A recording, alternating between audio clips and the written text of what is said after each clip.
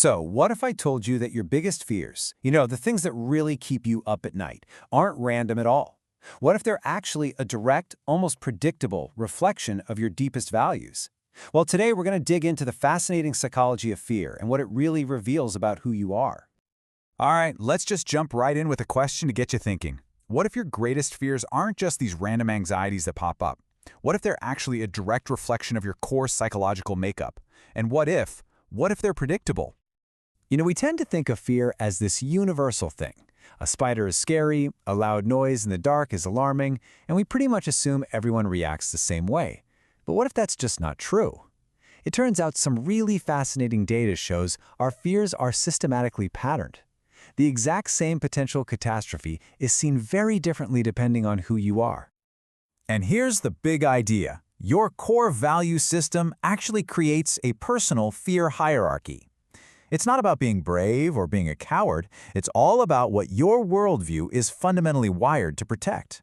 And that hierarchy? It dictates what you see as a massive threat versus what you can totally handle. Let's make this really concrete with a specific and honestly pretty counterintuitive finding. This comes from a huge global poll. We're talking over 4,300 people across 108 countries.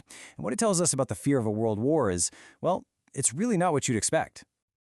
Okay, so to really get this, we need to talk about a key concept from a framework called spiral dynamics. It uses colors to describe different worldviews, or memes. We're going to focus on what's called the blue vMEME. Just think of this as a worldview that puts a huge premium on stability, on rules, a clear moral code, and a sense of sacred duty. It's a mindset that absolutely thrives on order. Now take a look at this number. The study found this negative correlation of minus 0.0388. So what on earth does that mean?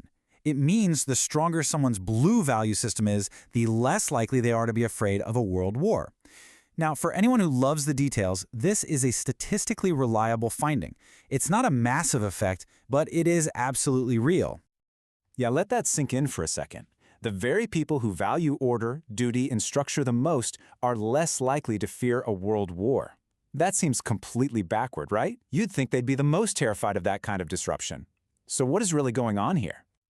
Well, the answer is all about what this blue worldview truly dreads. And guess what? It's not the conflict itself. It's something much deeper, something that conflict can represent, but doesn't always have to. For this blue mindset, there is a world of difference between these two things.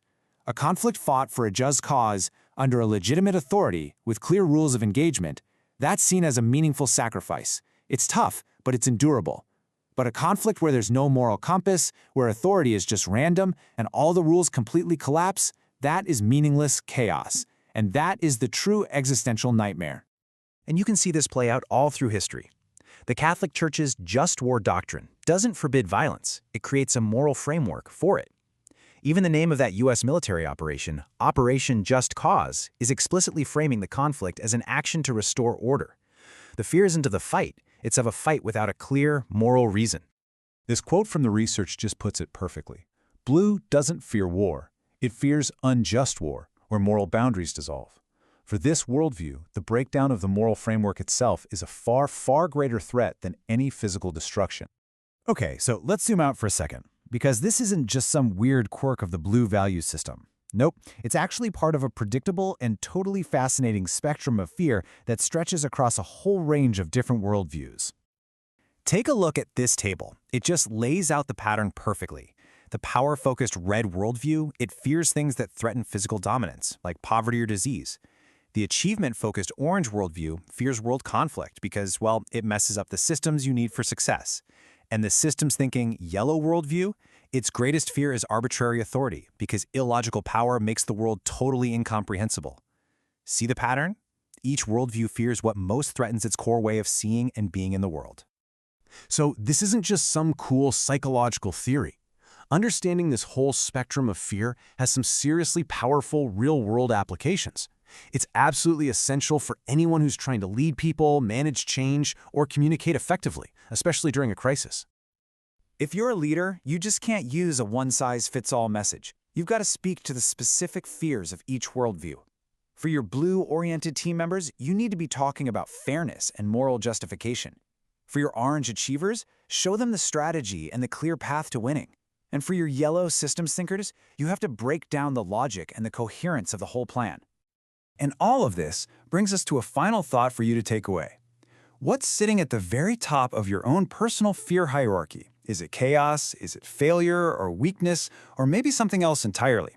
Because whatever that is, it might just tell you everything you need to know about the values that truly drive you.